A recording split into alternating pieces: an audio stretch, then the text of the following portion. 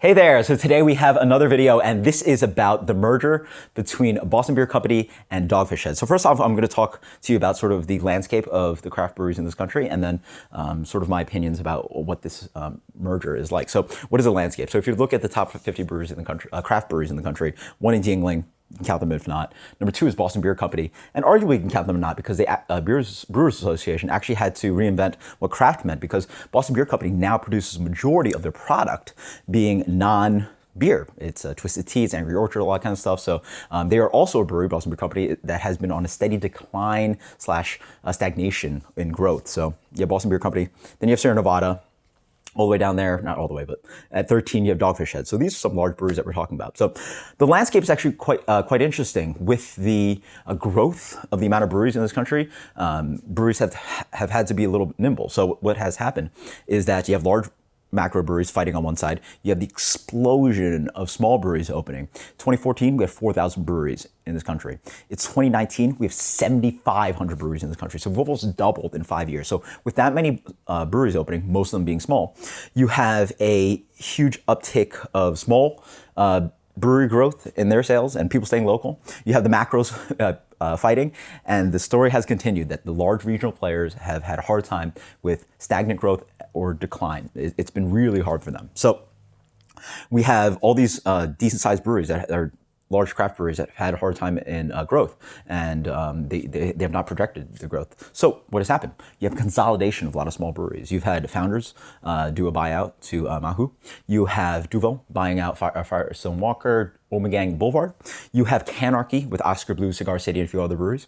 And then you also have Southern Tier, Six Point, and Victory coming together.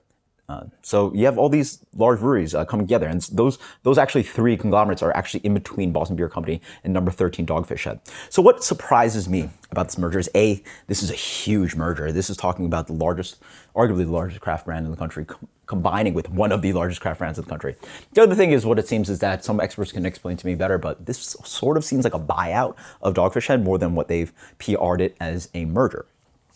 The other interesting thing is that these are just so different, such different breweries. Boston Beer Company relies, beer-wise, on Sam Adams. This is the airport beer. This is the beer that you find everywhere. This is the flagship. This is the sort of drinking man's, okay, I drink some craft. It's Sam Adams. It's a tried and true.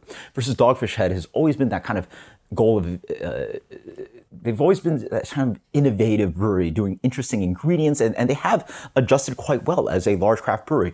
They've released Sea Quench Ale, which is the best-selling sour beer in this country, which is absolutely insane. That's really awesome that they've adjusted and twisted themselves quite well to adjust to the market, whereas Boston Beer Company has really adjusted to non-beer products and really has declined on their sales beer-wise. So really interesting kind of dichotomy between these two breweries that have very different kind of attitudes and branding. And then the other thing is that this is just a huge combination of power within the craft breweries. And so what is my general opinion about this? I mean, honestly, I personally don't get affected too much because I just don't drink that much beer from Sam Adams / Boston Beer Company or Dogfish Head. I do review it for you guys, but I think it's a really interesting story that will continue. I think breweries like Bell's and Stone and some of these large breweries are going to start eyeing what they are going to do in the future. And maybe Sierra Nevada, the biggest guy, the biggest one, maybe Sierra Nevada can no longer stay by itself. And I think it's going to be an interesting story within the next couple of years to 5 years that some of these breweries might start consolidating. They probably won't get bought out by macro, but it's a hard push. And these large breweries are really having a hard time with how the market's trending, with more and more small breweries opening up, with macro buying out, and you're just getting eaten on both sides. And your sales are really not really going up and up because it's really hard to survive with such large breweries that are no longer local breweries. They're your supermarket brewery. They're your sort of whatever brewery thing that you find on a tap handle at a bar. They're not the cool brand anymore. So I think that's what you're going to see. And I'm really curious to see what happens to Boston Beer Company and Sam Adams, Dogfish Head combining, and what that means to the brands, and if that changes any of the beer. Probably doesn't.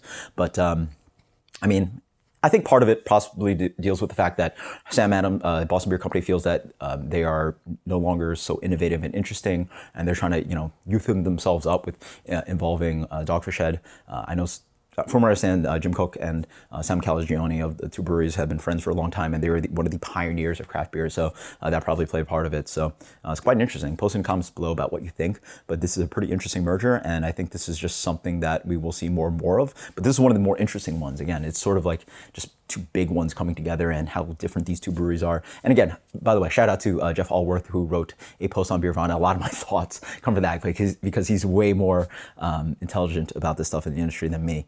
But yeah, those, mixed in with a little bit of his commentary, a little bit of my commentary, and just sort of sharing my thoughts. Until next time, guys, cheers. Later.